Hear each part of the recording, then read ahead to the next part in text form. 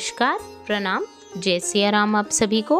आज हम आप सभी से श्री राम के जन्म कथा के ऊपर बात करने वाले हैं। तो आइए चलते हैं। बोलो जय सिया राम, जय सिया राम, जय सिया राम। अवधपुरी में रघुकुल शिरोमणि दशरथ नाम के राजा हुए, जिनका नाम वेदों में विख्यात है। वे धर्म, धुरंधर, गुणों के भंडार और ज्ञानी थे।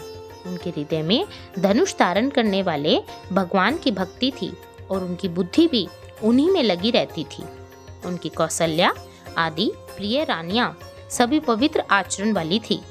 वे बड़ी विनीत और पति के अनुकूल चलने वाली थी और श्रीहरि के चरण कमलों में उनका दृढ़ प्रेम था। एक बार राजा के मन में बड़ी गलानी हुई कि मेरे पुत्र नहीं हैं। राजा तुरंत ही गुरु के घर गए और चरणों में प्रणाम कर बहुत विनय की। राजा ने अपना सारा दुख सुख गुरु को सुनाया। गुरु वशिष्ठ जी ने उन्हें बहुत प्रकार से समझाया और कहा कि धीरज धरो, तुम्हारे 4 पुत्र होंगे जो तीनों लोकों में प्रसिद्ध और भक्तों के भय को हरने वाले होंगे। वशिष्ठ जी ने श्रृंगी ऋषि को बुलवाया और उनसे शुभ पुत्र कामेष्टि यज्ञ करवाया। मुनि के भक्ति सहित आहुतियां देने पर अग्निदेव हाथों में चरु हविष्यान खीर लिए प्रकट हुए और दशरथ से बोले कि वशिष्ठ ने हृदय में जो कुछ विचारा था, तुम्हारा वह सब काम सिद्ध हो गया है। हे राजन, अब तुम जाकर इस हविष्यान पायस को जिसको जैसा भाग उचित हो वैसा भाग बनाकर बांट दो। तदंतर अग्निदेव सारी सभा को समझाकर अंतर्धान हो गए। राजा परम आनंद में मग्न हो गए। उनके हृदय में हर्ष समाता न था। उसी समय राजा ने अपनी प्यारी पत्नियों को बुलवाया। कौशल्या आदि सभी रानियां वहां चली आई। राजा ने पायस का आधा भाग कौशल्या को दिया और शेष आधे के 2 भाग किए। वह उनमें से एक भाग राजा ने कैकेयी को दिया।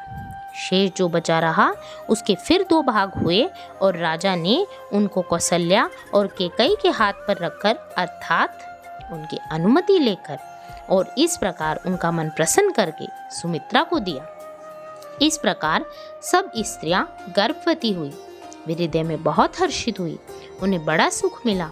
जिस दिन से श्री हरि लीला से ही गर्भ में आए, सब लोगों में सुख और संपत्ति छा गई। शोभा, शील और तेज की खान बनी हुई सब रानियां महल में सुशोभित हुई। इस प्रकार कुछ समय सुखपूर्वक बीता और वह अवसर आ गया जिसमें प्रभु को प्रकट होना था। योग, लगन, ग्रह, वार और तिथि सभी अनुकूल हो गए। जड़ और चेतन सब हर्ष से भर गए, क्योंकि श्री राम का जन्म सुख का मूल है।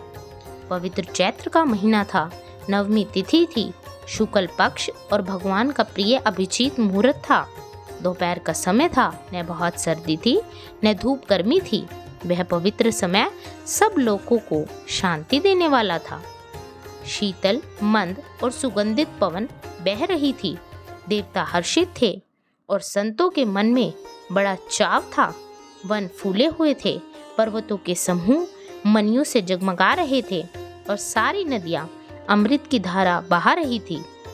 जब ब्रह्मा जी ने वह भगवान के प्रकट होने का अवसर जाना, तब उनके समेत सारे देवता विमान सजा सजा कर चले।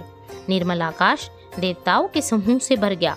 गंधर्वों के दल गुणों का गान करने लगे। देवताओं के समूह विनती करके अपने अपने लोकों में जा पहुँचे। समस्त लोगों को शांति देने वाले जगत आधार प्रभु प्रकट हुए। दीनों पर दया करने वाले कौशल्या जी के हितकारी कृपालु प्रभु प्रकट हुए। मुनियों के मन को हरने वाले उनके अद्भुत रूप का विचार करके माता हर्ष से भर गई। नेत्रों को आनंद देने वाले मेघ के समान श्याम शरीर था। चारों भुजाओं में अपने खास आयुध धारण किए हुए थे। दिव्य आभूषण और वनमाला पहने थे। बड़े बड़े नेत्र थे। इस प्रकार शोभा के समुद्र तथा खर राक्षस को मारने वाले भगवान प्रकट हुए। बोलो जय सिया राम, जय सिया राम, जय सिया राम। मैं चाहूँगी कि आप हमारी इस वीडियो को ज़्यादा से ज़्यादा शेयर करें और अपने घर के सदस्यों को और बच्चों को रेगुलर बेसिस पर हमारी वीडियो को दिखाएं और समझाइए। बोलो जय सिया राम, जय सिया राम, जय सिया राम।